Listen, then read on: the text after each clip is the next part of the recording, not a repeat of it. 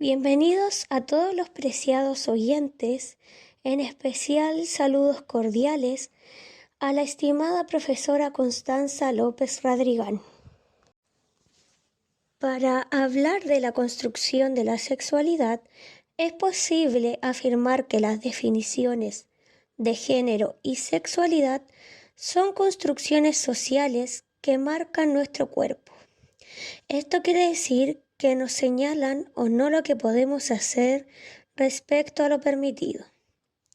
Al hablar, de la sexualidad de aquellos años, se denominaba a través de la ciencia, por lo que tú eras, mas no por lo que tú sentías, donde influyen los contextos biológicos, culturales y sociales de aquella época. En este capítulo hablaremos sobre la sexualidad femenina, que el lugar de las mujeres en la sociedad estaba marcado por una construcción cultural que se asocia a la biología, donde las mujeres son madres, pueden parir, amamantar, y su lugar es lo familiar y privado.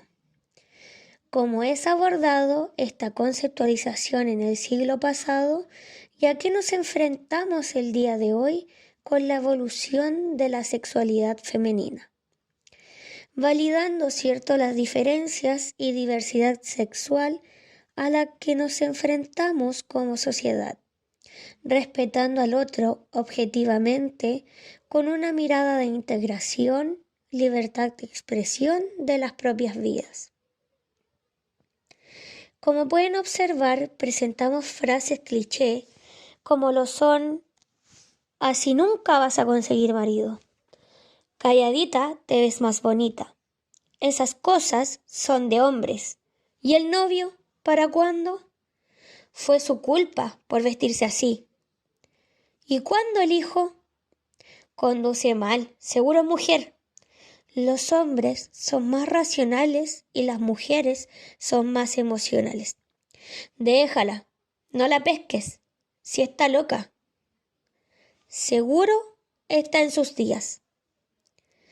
¿Qué son estereotipos que se establecen en la sociedad y en nuestro círculo familiar con respecto a la mujer, en donde se genera una presión constante por la lucha igualitaria de género, estableciendo, la sexualidad según Foucault-Michel, que en los primeros siglos existía una represión, la prohibición, en donde había que guardar cierto cuidado y silencio ante las conversaciones que se establecían de la palabra sexo, por lo que al referirse del tema en las familias y en la educación se hablaba de la procreación.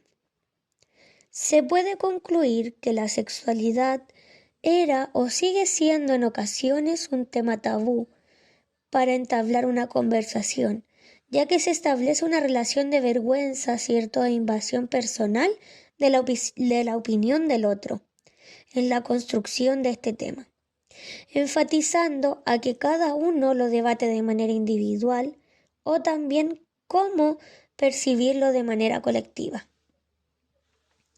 Desde el concepto de género, es que se le permite al feminismo argumentar sobre el lugar y rol de la mujer en la sociedad. Desde aquí es que podemos abordar la sexualidad femenina como una estigmatización y ciertas prohibiciones que se han generado a lo largo de la historia de lo que puede hacer o no la mujer. En donde la era Europa clásica y cristiana, la feminidad causó cierta ansiedad para las autoridades civiles y religiosas, por lo que establecen como una amenaza cualquier expresión femenina, para que ellas se rigieran a los criterios que ellos imponían, donde podemos evaluar esta restricción y sometimiento de la mujer emocional y sexual. Para la era clásica, plantea a la mujer joven o virgen como un ser descontrolado sexualmente, que necesita contener ese desborde sexual a través del matrimonio, observando a la mujer desde el rol maternalista, que es la que está encargada del hogar y el cuidado de los hijos, Mientras que desde la otra perspectiva, ¿cierto? Está esta mujer que podía expresarse emocional y libremente su sexualidad siendo prostituta, ¿cierto? Liberándose de este rol maternal.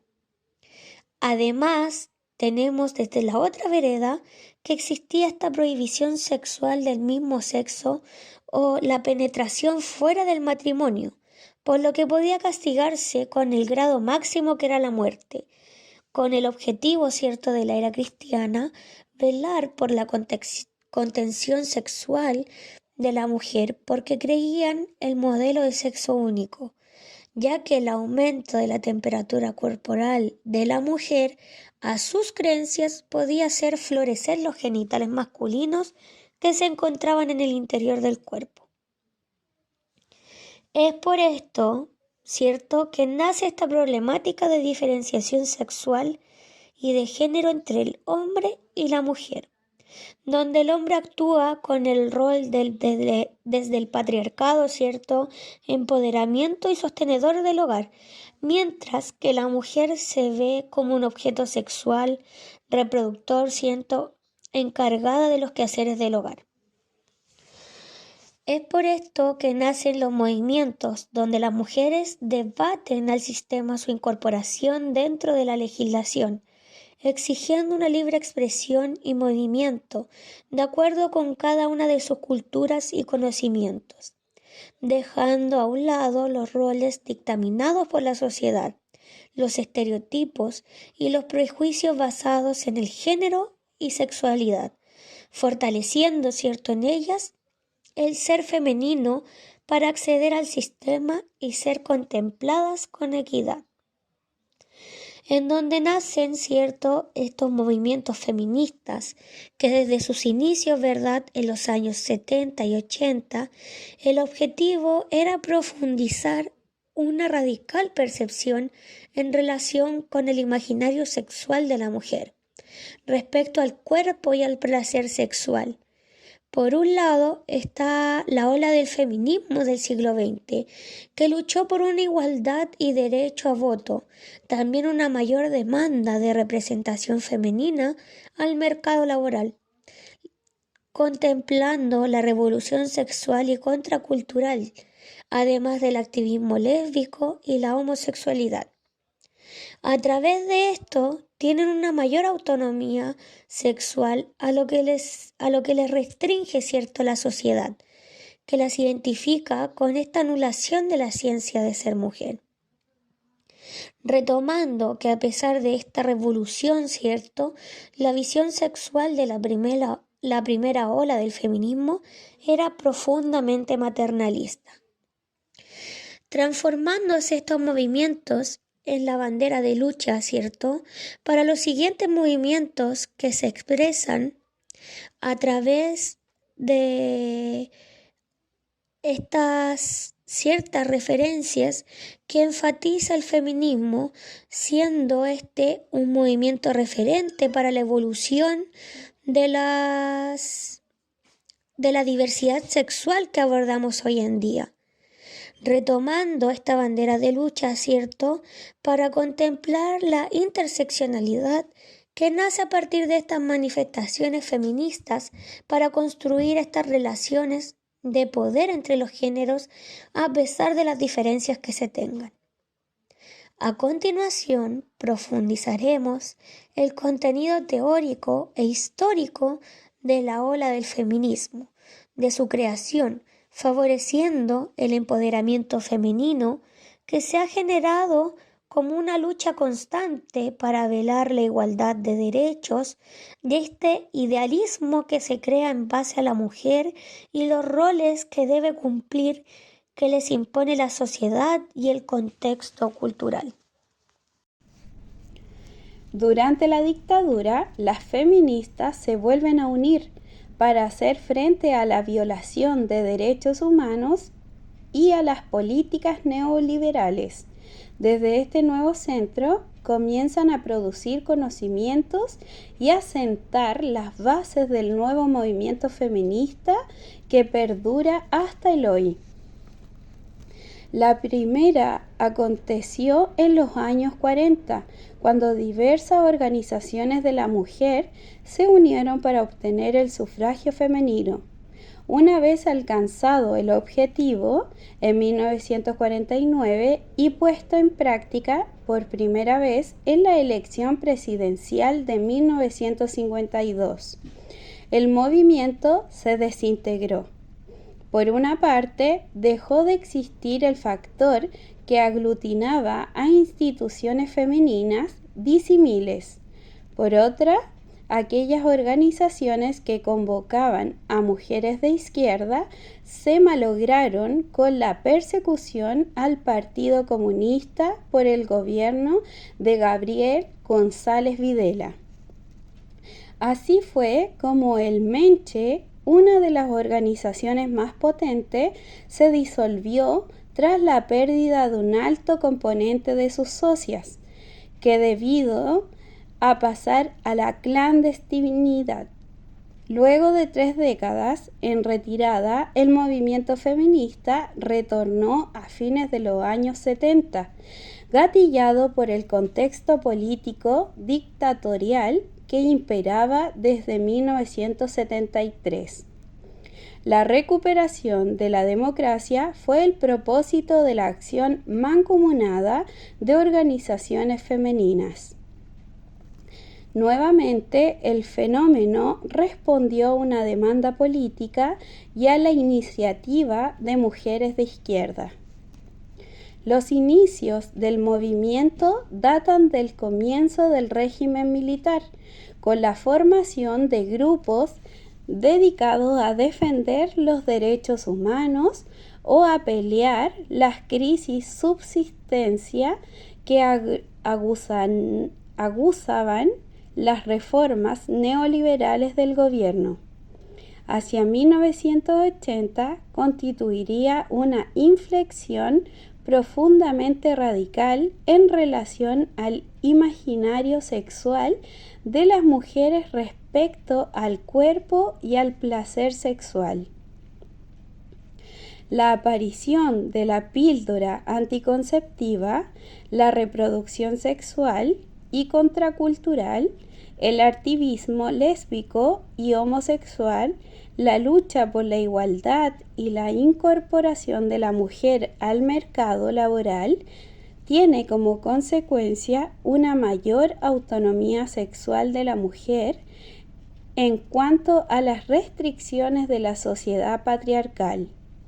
La colectividad se multiplicaron y diversificaron a través de coordinadoras como el Menche 93, se organizaron para articular la movilización femenina que se desplegaba en jornadas, actos masivos, elaboración de manifiestos y petitorios al gobierno y a la alianza opositora, así como en protesta en las que se integraron como una fuerza autónoma dentro de la movilización social contra la dictadura.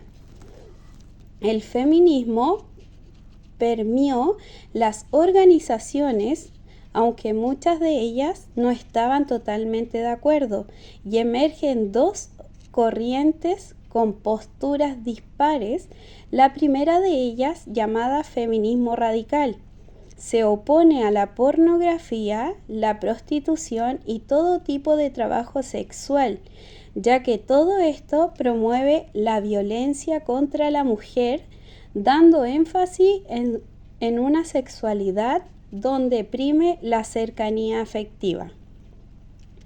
Por otro lado, el feminismo libertario prosexo se opone a la censura de la pornografía y busca desarrollar formas de representación erótica de todo tipo, como la BDSM, abordaje, disciplina, dominación, sumisión, sadismo y masoquismo.